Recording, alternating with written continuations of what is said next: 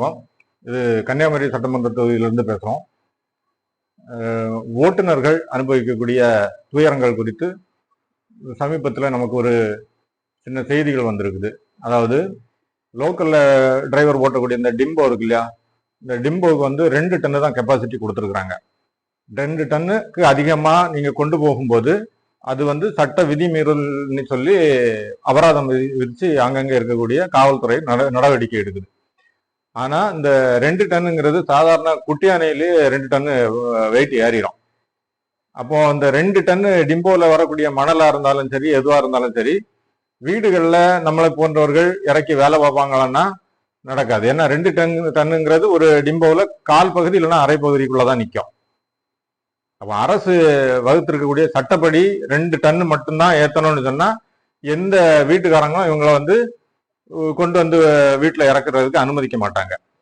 அப்போ 2 டன்னு அப்படிங்கிறத விட்டுட்டு இவங்க அந்த டிம்போவில் மட்டத்துக்கு போட்டு கொண்டு வருவாங்க. அப்போ இந்த மட்டத்துக்கு போட்டு வரும்போது டிம்போ டன்னு கணக்கு அதிகமாக இருக்குது. அப்போ ஃபைன் அடிக்கப்படுது. அப்போ இதுல நம்ம பார்க்க வேண்டியது என்னன்னு சொன்னா, அரசாங்கமே ஒரு சட்டத்தை விதிச்சு அந்த சட்டத்தை மீறக்கூடிய அளவுல நடைமுறை வழிகள் இருக்குது அப்படிங்கறது தான் நம்ம பார்க்க வேண்டியிருக்குது. ஏன் இது அரசுக்கு தெரியல? அது நீங்க பாடி மட்டத்துக்கு கொண்டுட்டு போங்க, இதை சொல்லிட வேண்டியதானே. அப்போ இன்னொன்னு இதுல பாக்குறது என்னன்னு சொன்னா, காலையில 7 மணில இருந்து 10 மணி வரை வண்டி ஓடக்கூடாது.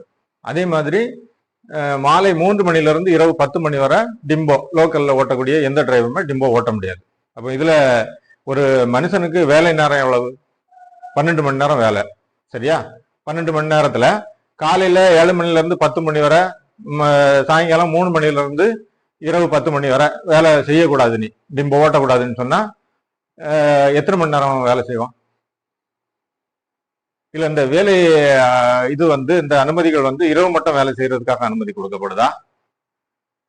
இத கொஞ்சம் தெளிவா அரசு யோசிக்கணும். அதாவது டிம்போவில் வந்து ஏத்துறது மட்டத்துக்கு ஏற்றி கொண்டு போகக்கூடிய அளவுல அனுமதி கொடுக்கணும். அதுல கொஞ்சம் டன்னேஜ், இப்போ கொஞ்சம் அதிகமா தண்ணீர் ஊற்றிட்டாங்கன்னு சொன்னா அந்த டன் வந்து வெயிட் கூடிரும். தண்ணி குறைவா இருந்தா வெயிட் குறையும். அப்போ பாடி மட்டத்துக்கு நீங்க வந்து பாடி மட்டத்துக்கு வச்சு இந்த மண்ணை கொண்டு போங்க அப்படின்னு சொல்லி ஒரு புரிதல் மூலமாக நம்ம அனுமதிக்கணும். அனுமதிச்சாதான் அந்த டிம்போ டிம்போ வச்சிருக்கக்கூடிய உரிமையாளர்கள், அதை ஓட்டிட்டு போற ஓட்டுநர்கள், இவங்களுடைய வாழ்வாதாரம் வந்து பாதுகாக்கப்படும். இன்னும் இவர்களுக்கு இந்த மண்ணும் கல்லும் கொண்டு போறதுக்காக சில வழிமுறைகளை இன்னும் அரசு ஆராயணும். இப்ப இரவு மட்டும் நீங்க எவ்வளவு வேணாலும் ஓட்டிட்டு போங்க சொல்றாங்க. ஆனா குவாரிகள் திறந்துருக்கோம்னா குவாரிகள் திறந்திருக்காது. காலையில 8 மணிக்கு தான் குவாரியை திறப்பாங்க. அந்த மாதிரி ஒரு சிக்கல்கள் இருக்குது. இன்னும் ஓவர்லோடுன்னு சொல்லி வண்டி குமிச்சு வச்சு கொண்டு போற இதை பிடிக்கிறாங்க. ஆனா ஓவர்லோடு வச்சு விடுறது குவாரிகள் தான் வச்சு விடுறாங்க.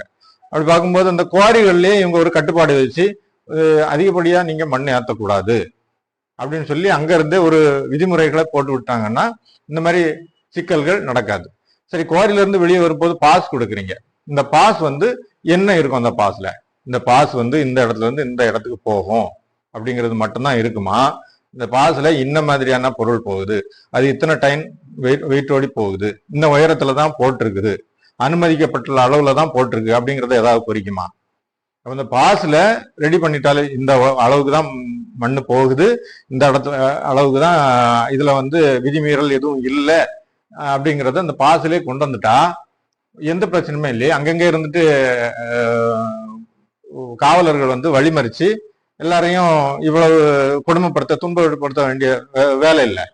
காவலர்களுக்கும் அதிகப்படியான பணி சுமை இல்லை. இது அரசு எடுத்துக்கொள்ளணும். இந்த தகவல்களை அரசு எடுத்துக்கொண்டு இதுக்கு சரியான ஒரு தீர்வு காணணும் அப்படின்னு சொல்லி கேட்டுக்கொள்கிறோம். நாம் தமிழர் கட்சி வழியாக கேட்டுக்கொள்கிறோம். நன்றி.